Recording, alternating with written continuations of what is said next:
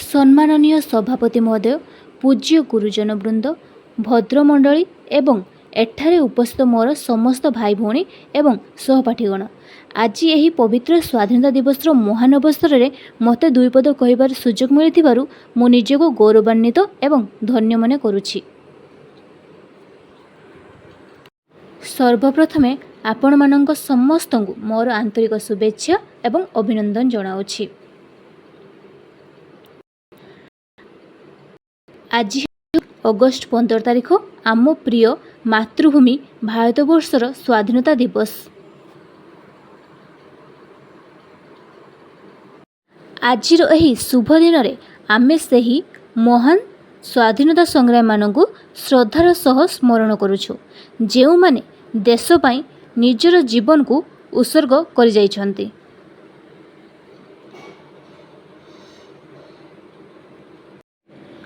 August 15 आम समस्त एक गर्वर दिन। आम देश को स्वाधीन करने बापूजी, नेताजी एवं ओडिशार वीर बाजी राउत भली अनेक संग्रामी बहुत कष्ट सहिचन्ति।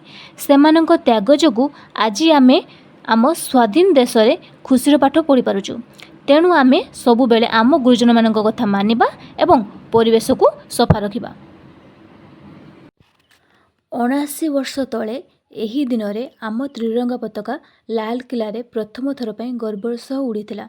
से दिन केवल एक पताका उड़ी नथिला, कोटी कोटी भारतीयों स्वप्न साकार होइतिला। ओडिशार माटी मध्य सही संग्रामरु दूरी नथिला। पाइक विद्रोहर वीर सुरेंद्र साय, उत्कलमणि गोपबंधु दास, विजु पट्टनायक परी महान व्यक्ति माने आमको साहस और आत्मसम्मान शिखाइछन्ति। स्वाधीनता परे आमे अनेक क्षेत्र में आगेइछु।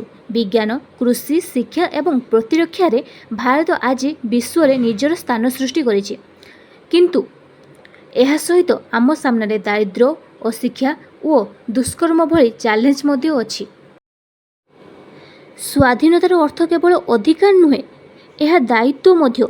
जड़े छात्र भावे आमर दायित्व है भल भावे पढ़ा। जड़े नागरिक भाव में आमर दायित्व है आईन मानिबा, परिवेश को सुरक्षा रखिबा एवं परस्पर को सम्मान देबा। आसंतु आमे शपथ नेबा, आमे आम देश को एक विकसित भारत करिबा पई निज काम संपूर्ण निष्ठार सह करिबा। कारण वास्तव स्वाधीनता सेतेबेले आसीबो जेतेबेले प्रत्येक भारतीय सम्मानर सह बंची पारिबो।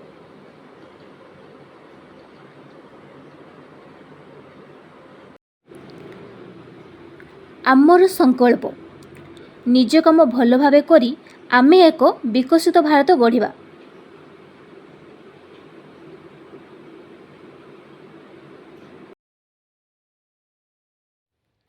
शेषरे गोटे कथा, देश आमर, दायित्व मध्य आमर। जय हिंद, वंदे उत्कल जननी।